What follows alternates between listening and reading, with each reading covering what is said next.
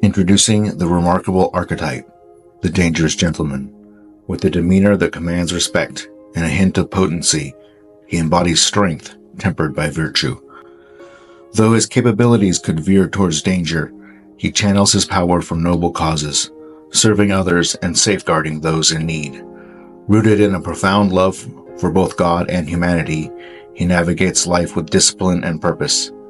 In his presence, one witnesses the harmonious blend of power and benevolence, a testament to the true essence of masculinity. Step into the world of the dangerous gentleman, where strength is wielded for righteousness, and discover a captivating embodiment of honor and valor.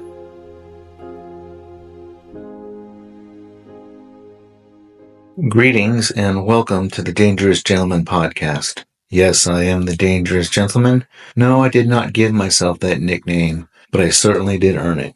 And if you want to figure out how I earned it, go back a few episodes because I recorded an episode about that.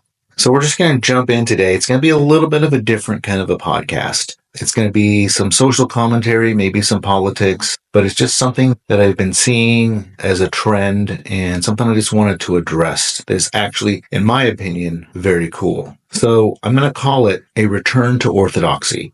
And where this came from was that I saw someone post on Facebook earlier this week something about why people are leaving churches. They said that they were leaving churches because they're asking too much, because they're being too strict, because they're being too authoritarian.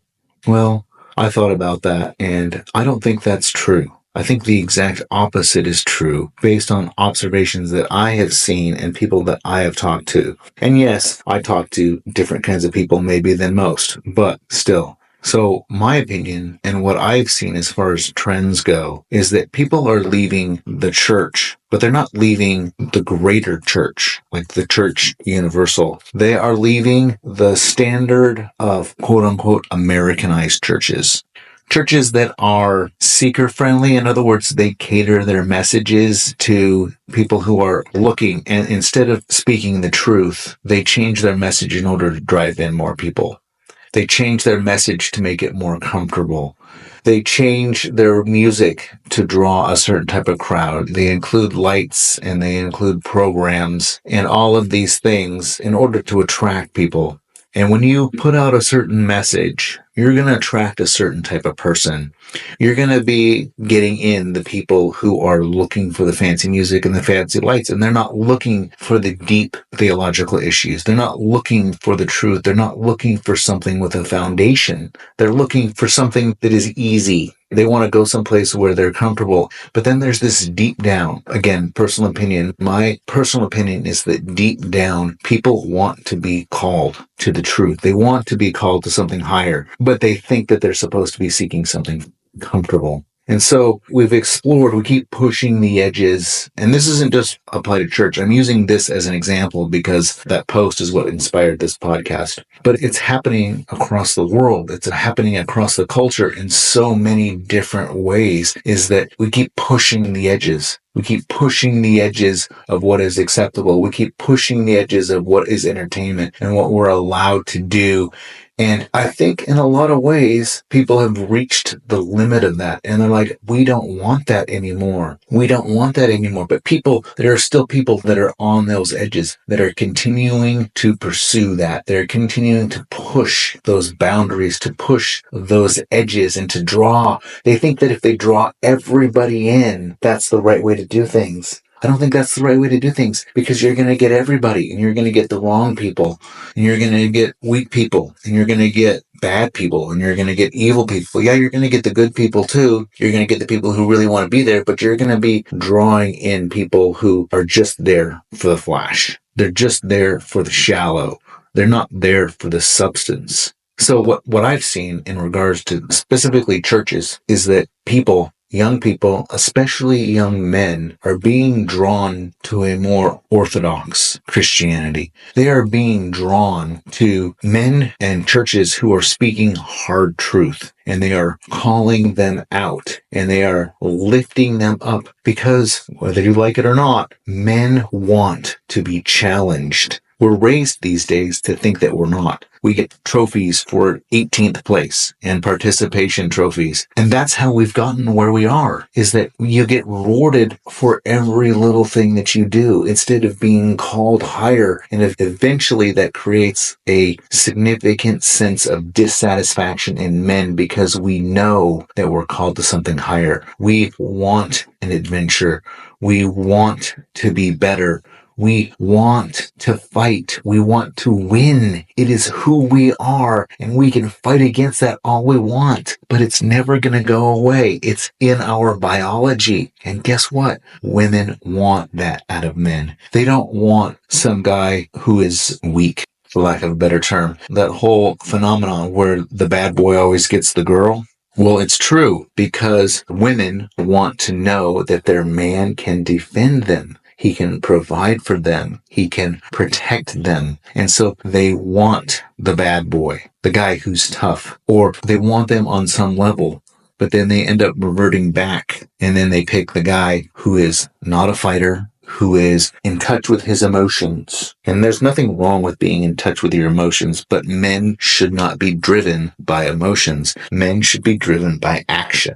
Men should be driven by a desire to push and to fight and to make the world a better place, to be conquerors. And guess what? There is nothing wrong with that. There is nothing wrong with being that type of man. And as a woman, there is nothing wrong with seeking that type of man. I'm going to use the phrase, the soy boys out there who sip their soy lattes and they don't have a lot of muscle and they're creative and they got their big mustaches and they're sipping IPAs and all of this stuff because they think that that's what women really want. And then they complain when their woman dumps them and goes after some bad boy. And then they keep doing the same things over and over again. And they keep attracting the same types of women. Those women attract the same types of men. And if you look at the women, well, they're looking for something because they want to be, there's something about them that wants to be in charge. But deep down, I don't think even women want to be in charge. They think that they're supposed to be in charge. They think that they're supposed to want to be in charge. But deep down, they do. They want a man who's going to step up. They want to willingly come under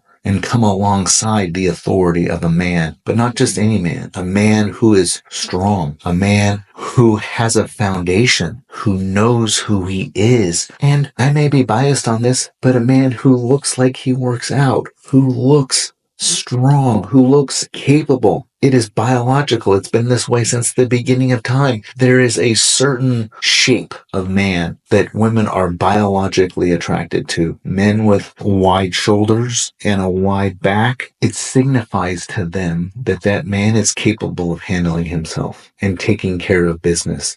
And there's nothing wrong with that. And we think that we, over and over again, it's beaten into our heads that we are supposed to be a certain way. And it's not. That's not the truth. But it fights against our biology. Deep down, internally, we know that the message that is constantly driven at us is wrong. And so we've got this constant conflict going on between what we biologically and internally know to be the truth and what the culture is constantly trying to get us to accept. And the truth is that men want to lead. Men want to have a certain amount of acceptable aggression, and they want to feel strong. They want to go to the gym and they want to look in the mirror and they want to look at their biceps and they want to flex. You watch any little boy and you see it. But from a very young age, we're constantly being told that that's bad and that it's toxic masculinity. Well, I hate the phrase toxic masculinity because I really don't think it's I think there is toxic humanity, but a man who is truly walking in the fundamental and foundational principles of their masculinity might be a little scary, but scary to the right people. He needs to be able to scare people away because he needs to protect his home. He needs to protect his neighborhood. He needs to protect his nation. That's what men are supposed to do. And if we're a little bit scary sometimes, that's okay, because deep down you know you want wanted. And women are told that they have to stand up and they have to be strong and they have to be independent and they have to be all of these things. And there's nothing wrong with those things. But I think there's this over feminization that has happened in culture and society to where we're all supposed to strive to be more gentle and more calm and more in touch with our emotions. And it's created a weakness in our culture. It is anti what we know to be true deep down inside. And I think that these contradicting ideas between what we know that we feel on the inside as men and as women and what is constantly being bombarded at us, I think these two things start to become, they're in constant conflict. And so what we hear on the outside that we're supposed to do, that we're trying to do, that we're trying to be accepted by people, so we accept these ideas that these things are okay. But deep down inside, we know that they don't jive. So it creates anxiety, it creates depression. And I'm not saying that mental illness doesn't exist, but I'm saying if we allowed these things to become more congruent with each other, if we allowed what little boys and big boys and young men and older men, what they feel on the inside, if we allowed that to come out and we allowed that to be cultivated in a healthy way, then a lot of mental illness would go away. And the same with women. If we cultivated femininity, proper femininity in girls, in little girls, bigger girls, young women, older women, if we cultivated that and we allowed them to walk in that, then again, a whole bunch of mental illness would go away. And you're starting to see this. And this is what I'm talking about as far as a return to orthodoxy. People feel this deep down. They know it to be true. And we've pushed society and culture have pushed these things to the edges to where we have a hard time distinguishing between men and women, and people can go back and forth and all of these things. And there's all of this femininity we're pushing towards being ever more creative. And I have nothing against creativity, and I have nothing against exploring new ways to express things. But we cannot forget the foundations. And so this crazy music that they play in church, or the lights, or the watered down message, that is not what people really want to hear deep down. And so I think that people are leaving churches not because of what these other people were saying about the church being too right-wing or too whatever. I think they're leaving churches because they want more. Because they're not enough that way, because there isn't enough truth being spoken, and there isn't enough of a firm foundation. There's nothing to push up against, and we want to push up against things. That's the way we find out where the boundaries are and where the edges are, and when there's no boundaries, then we have nothing to push up against, and we never know where we are. So the trend that I actually have been seeing is that young men and young women, young couples, are starting to return to quote-unquote Orthodox churches. Churches that have roots that are hundreds, if not thousands of years old. Churches with strong liturgies where, the Catholic, where they get up and they sing a hymn and they sit down and then they stand up and they read a scripture. And this is a liturgy. And so I'm seeing this drive and this push from people that want these liturgical churches. And so these liturgical churches are actually growing. And in some ways, there are some churches that do liturgies that are just as bad as the other churches, but a lot of them, and even these churches now, they're starting to be like, whoa, we need to return. We explored as a church, as a congregation, as a denomination, we pushed the edges too much. We need to bring this back to an Orthodox faith. Bring it back to something that is firm, something that can be stood on and is not going to falter. And it's happening in churches. I'm seeing they're starting to talk about their liturgies on Facebook and Instagram, but it's not just churches. It's in so many different areas in culture. I'm a big gym guy, so I'm seeing it at the gym, and people are starting to they're starting to go back to old school, old fashioned gym techniques, doing the big lifts like squats, deadlifts, bench press, right? Getting barbells in your hands, lifting heavy weight, and not doing all these cable exercises and stuff like that. And again, there's nothing wrong with cable exercises, but people are they're hungry. Especially, again, young men, they're hungry to lift heavy weights. They're hungry to test themselves. They're hungry to push their boundaries. There's also this push in the field of nutrition. People are starting to go away from the processed foods. They don't want the processed foods. They're like, I want a homestead. So the whole homestead thing that's going on right now, it's really cool because people are going, I don't want to run to the grocery store every time. I don't want to get DoorDash. I don't want to eat this processed crap. I want to go out to my garden and pull a carrot out of the ground, and I want to go grab the eggs out of the chicken coop. They want this life. They want this orthodoxy. They want to return to the foundations that they know are solid. Because if this world starts to really go to crap, all that other stuff isn't going to matter. But if you've got a homestead and you know how to grow and produce your own food, and as a man, if you know how to defend yourself and you're strong and you've got some resilience and some good mindset and you've got some good solid faith and you've got a good core group of friends and you know your neighbors and all that stuff, then you're going to be okay even if the world goes to crap. People are returning to this. This is what people really want.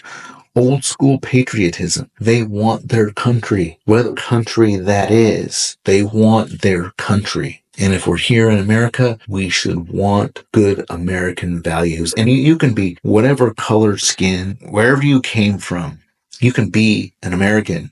You can adopt American values regardless of where you came from, regardless of who you are or who your parents are or any of that. You can adopt. You can live as an American. You can celebrate the 4th of July. You can celebrate all of these things and you can be patriotic. And this whole idea, again, they're beating it into our head that it's not okay to be patriotic and that the American flag is some kind of a hate symbol. And deep down inside, we know that it's not. We know what the American flag stands for. We know what it means, but we're being told constantly that it means something else. And so we've got these competing ideas again that are not congruent. The inside is not congruent with the outside. And so it creates stress, it creates anxiety, and it creates mental illness. And so there's so much of this going on, but it's really encouraging to me to see this return to orthodoxy. Whether you're talking about church, whether you're talking about education, this push toward the homeschool movement, which is great. Whether you're talking about nutrition and food and homesteading and all this stuff, or you're talking about the gym, or you're talking about healthcare and people wanting to stay away from doctors and hospitals and drugs and trying to do things a different way, there's this return orthodoxy, this return to things that are foundational and stripping away all of the extra, stripping away all the stuff, all the fluff that when you shake it, all that stuff falls away. But what stays there is the foundation. It's like a boat that is tied to a pier in a storm. A boat that's out in the water is going to get tossed all around. But if that boat is tied to a pier, it's going to be okay. And I think that's where people want to be okay. And they have this feeling that they need to be anchored to something. They need to be tied to something. And that thing right now is orthodoxy. That thing is the foundations. That what it is they want to be tied to is a gigantic, huge, heavy stone that will not be moved or shaken regardless of what's going on. And if you embrace that, and if you allow yourself to lean on those traditional values, and you start to lean on that orthodoxy, and you start to find other people who are doing the same thing, the inside and the outside are going to start to agree with each other. And a lot of that stress, a lot of that anxiety, a lot of all those things that constantly plague you and me and so many people in society, those things will start to slip away because things are going to shake and all that extra fluff is going to go away. But if you're anchored to that foundation, if you're anchored to those things that you know beyond a shadow of a doubt are true, the Bible, old-fashioned values, who we are as men and who we are as women, growing your food, being connected to the land and having solid relationships, that's the stuff that is not going to be shaken. So find that. Find a good Bible-believing church that maybe practices liturgy. Go to the gym and lift heavy weights. Be a man. Be a woman. Find other people that have similar values. And when the world starts to shake and shake and shake and shake, And I think there's going to be a lot of shaking in the next 4 to 6 months when all that shaking starts to happen and when it all kind of falls apart and what's left will be what it is exactly that I'm talking about. So embrace those things and don't be afraid when people think that you're being simple or people think that you're being whatever it is that they think that you're being. Tell them to go jump in a lake because when they're shaking, they're going to be the ones that shook. So embrace orthodoxy, return to orthodoxy. That's all. So if you like this content, please give it a rating, a review, and share it with your friends. Also, if you'd like to learn a little bit more about me and what I'm all about and what I can maybe do for you, check out my website at thedangerousgentleman.org. That's thedangerousgentleman.org. Thank you for listening.